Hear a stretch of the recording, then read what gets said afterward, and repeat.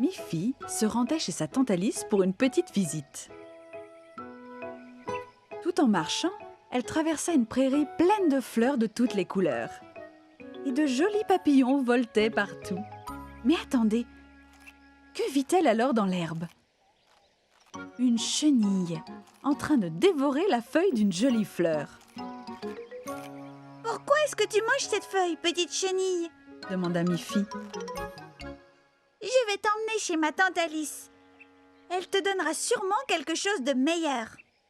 Elle prit délicatement dans ses mains la petite chenille et l'emmena chez sa tante Alice. Miffy trouva sa tante Alice en train d'arroser son jardin.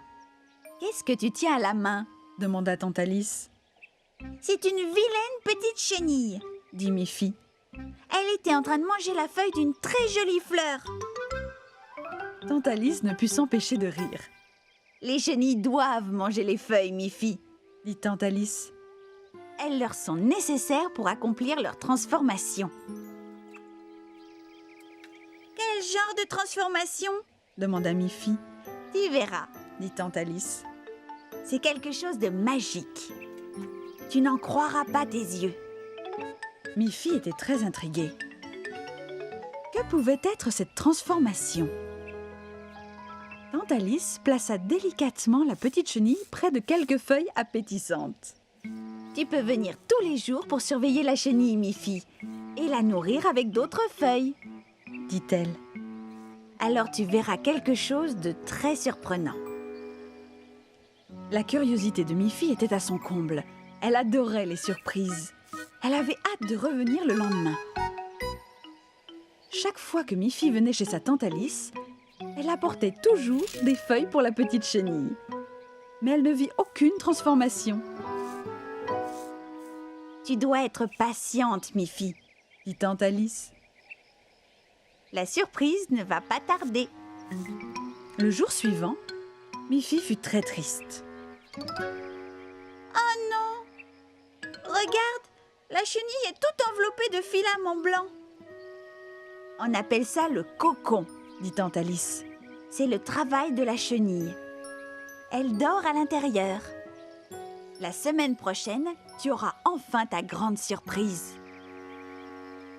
Miffy était si enthousiaste que la semaine suivante, elle emmena son amie Agathe avec elle pour découvrir ensemble la transformation tant attendue.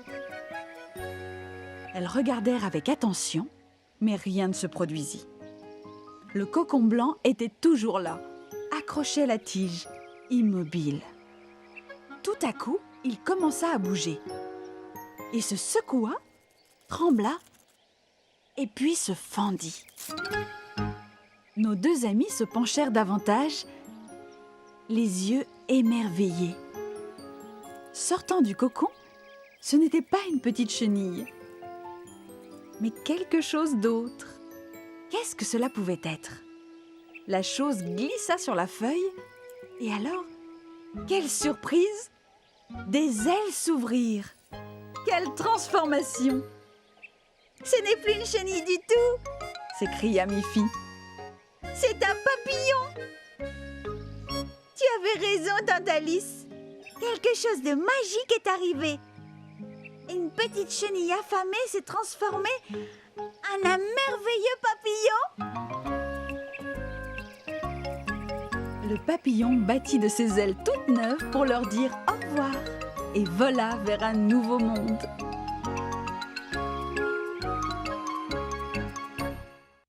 Un matin, maman lapin voulut préparer le déjeuner. Mais elle n'avait pas de carottes. Elle savait que Miffy aimait beaucoup les carottes.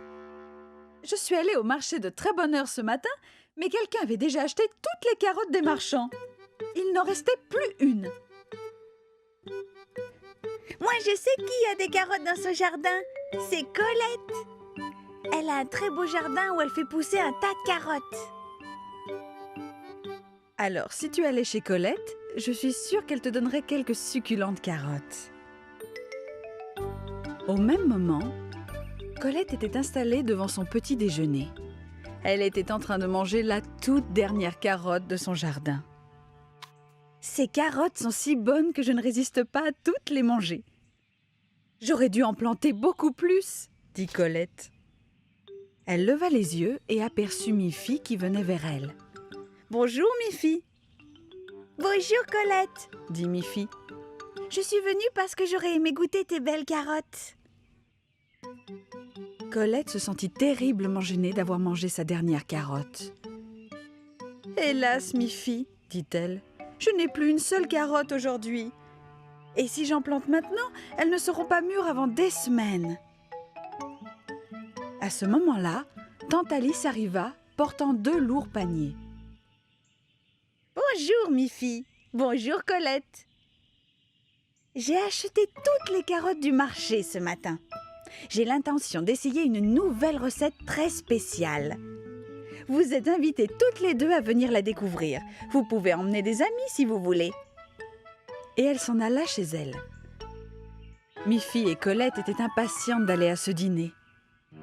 À ce moment-là, Boris et Barbara passèrent. Miffy et Colette leur annoncèrent que Tante Alice leur préparait un menu spécial aux carottes pour dîner. C'est que nous n'aimons pas beaucoup les carottes, dit Boris. Oh, mais vous devez venir, dit Miffy. Ma tante Alice sait faire de si bons plats aux carottes. Cet après-midi-là, Tante Alice fut très occupée dans sa cuisine.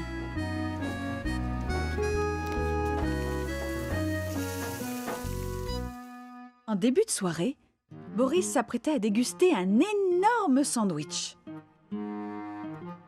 Boris, s'écria Barbara. Qu'est-ce que tu fais? Tu sais que nous sommes invités chez tante Alice ce soir à un dîner de carottes. D'ailleurs, il est temps de partir. Je sais, mais j'aime pas les carottes, dit Boris. Moi non plus, je les aime pas, dit Barbara. Mais peut-être que si nous avons faim, on les appréciera. Alors laisse ce sandwich et allons-y.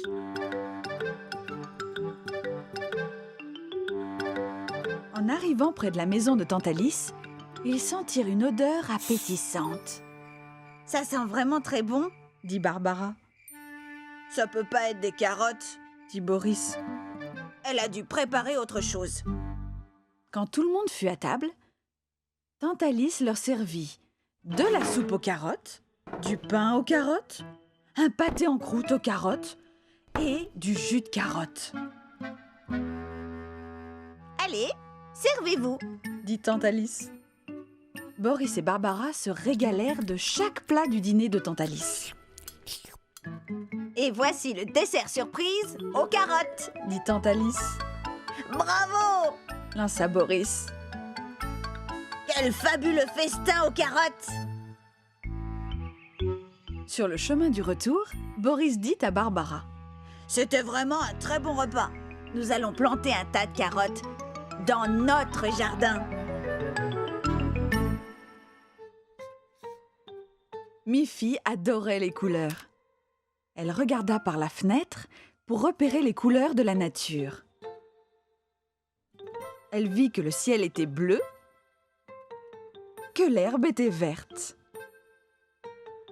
Elle aperçut des fleurs rouges et des fleurs jaunes, là, dans son jardin. Elle regarda ses mains. Moi, je suis blanche, dit-elle, et je porte une robe bleue.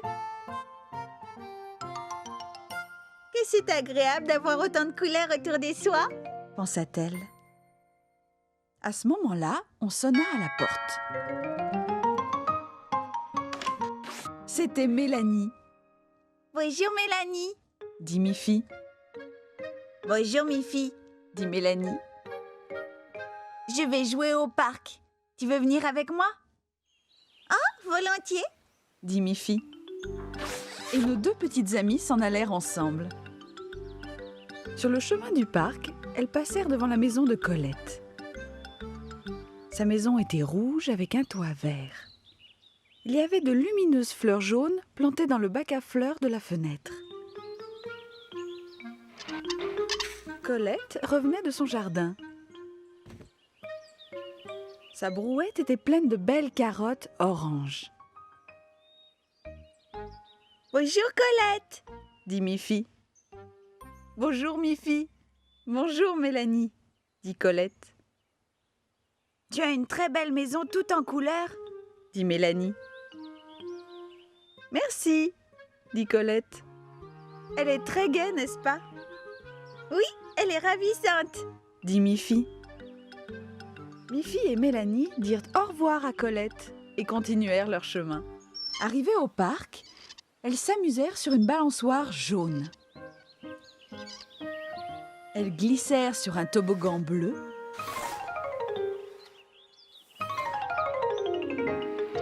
Et elles tournèrent sur un manège rouge. Miffy dit à Mélanie. Regarde, tu as vu toutes les couleurs qu'il y a autour de nous? Oh oui, Dit Mélanie. c'est très amusant.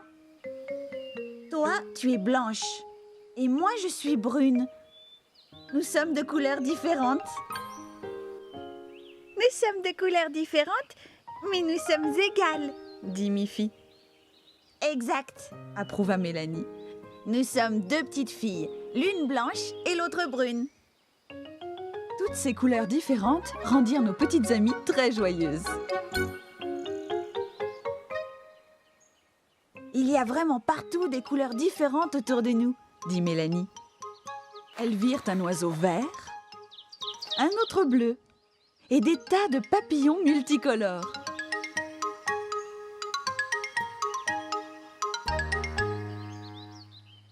Tout autour du parc, il y avait des fleurs de toutes les couleurs. Mais en reprenant le chemin du retour, les nuages s'accumulèrent. Le ciel bleu devenait gris, Je crois qu'il va pleuvoir. dit Miffy. Il faut se dépêcher.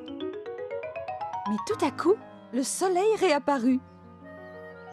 Et nos deux amis assistèrent au plus beau spectacle de couleurs. Un arc-en-ciel. S'exclama Miffy. Toutes les deux se dirent. Que le monde est beau tout en couleurs.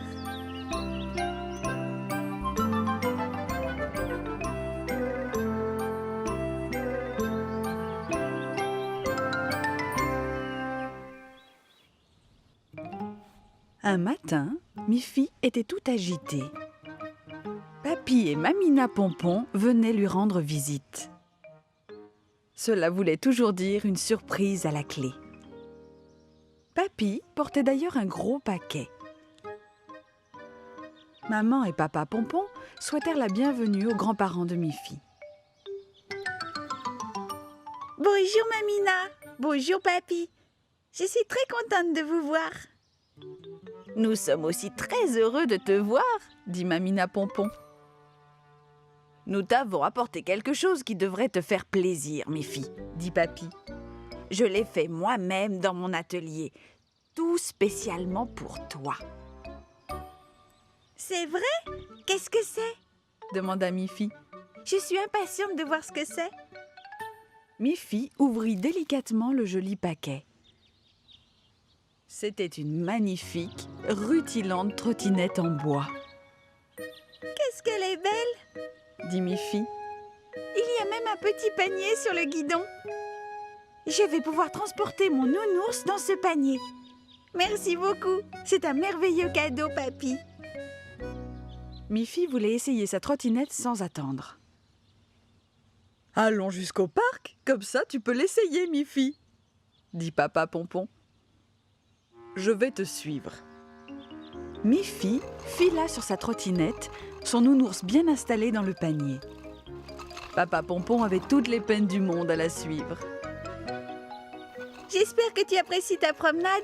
dit Miffy. La peluche semblait approuver. Oh oui! Miffy et son papa arrivèrent enfin au parc. Mélanie, l'amie de Miffy, était là, en train de se balancer, Bonjour Mélanie. dit Miffy, Bonjour Miffy. Quelle belle trottinette tu as, Miffy. dit Mélanie, C'est mon papy qui l'a faite tout seul dans son atelier. dit Miffy. Tu voudrais l'essayer? Oh oui, Miffy. Merci beaucoup. Dit Mélanie. Mais tout d'abord, tu dois demander à mon nounours où il veut aller. Je crois qu'il aimerait bien se promener tout autour du parc. D'accord, dit Mélanie. je lui fais faire un grand tour dans le parc et je te le ramène sain et sauf. Tu verras. Miffy regarda partir Mélanie avec sa trottinette. Elle était déjà impatiente de la voir revenir. Elle adorait sa trottinette.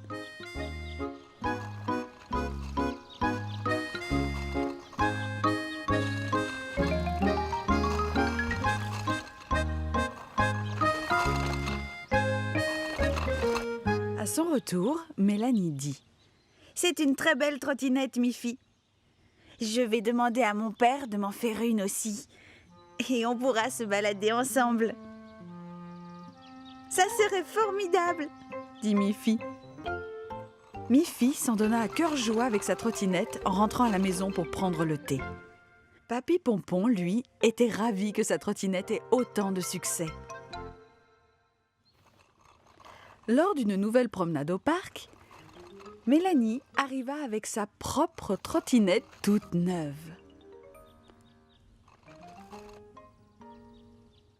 Et son nounours apprécia aussi la promenade.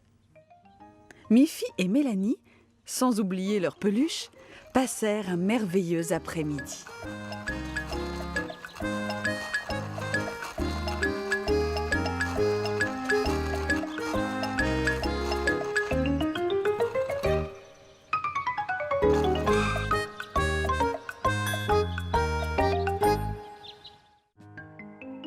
Un jour, Colette invita Miffy chez elle pour un goûter thé et biscuits.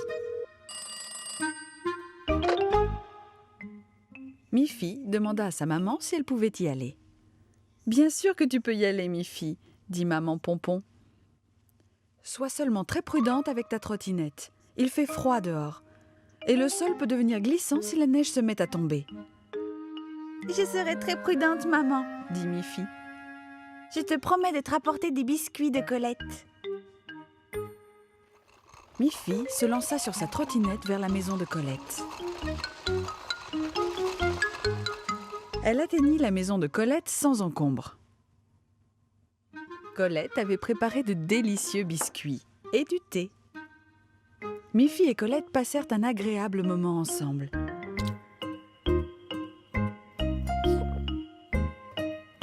Mais Miffy n'avait pas vu le temps passer. Soudain, le téléphone sonna. « Allô ? C'est ta maman, Miffy ?» dit Colette. « Elle dit qu'il est temps de rentrer parce qu'il va sûrement neiger. »« Elle a raison, » dit Miffy. « J'ai passé un très bon moment avec toi, Colette. Mais il faut que je rentre maintenant. » Miffy mit son manteau et son écharpe. Elle était prête à prendre congé de Colette, quand elle se souvint de la promesse faite à sa maman. « Je peux rapporter quelques-uns de tes bons biscuits à ma maman ?» demanda Miffy. « Avec plaisir. » Colette mit quelques biscuits dans un petit sac en papier et le plaça dans le panier de la trottinette de Miffy. « Sois très prudente sur ta trottinette, Miffy. » À peine était-elle partie qu'il commença à neiger. Elle avançait le plus prudemment qu'elle pouvait. En quelques minutes, il y avait tellement de neige que ça devenait vraiment glissant. Et quand elle se lança du haut de la colline, boum! Miffy n'était pas blessée, mais elle décida de marcher à côté de sa trottinette jusqu'à la maison. Derrière sa fenêtre, maman Pompon commençait à s'inquiéter. « J'espère qu'il ne lui est rien arrivé, » pensa-t-elle. Elle aperçut enfin Miffy. Quel soulagement! Elle ouvrit très vite la porte. « Tu vas bien, Miffy ?» dit sa maman. « Je suis très contente que tu sois revenue en marchant. »« Au début, j'étais sur la trottinette, » dit Miffy. « Mais à un moment, j'ai dérapé et je suis tombée dans la neige. Alors j'ai décidé de rentrer en marchant et je me suis pas fait mal du tout. Oh, je t'ai apporté quelques délicieux biscuits de Colette. » Miffy regarda à l'intérieur du sac. « Mais où sont passés les biscuits ? Oh non !» dit Miffy. J'y suis tombée, tous les biscuits ont été écrasés. Maintenant, il n'y a plus que des miettes dans le sac. À cet instant, Papa Pompon arriva. « Bonjour tout le monde !» dit-il. « Vous avez vu ? La neige est poudreuse à souhait. C'est le moment idéal pour faire de belles descentes en luge. » « Oh non !» dit Maman Pompon. « Il fait beaucoup trop froid pour moi. Je préfère la bonne chaleur de ma cuisine. J'en profiterai pour vous préparer une fournée de vos biscuits préférés. » Ils rirent de bon cœur tous les trois.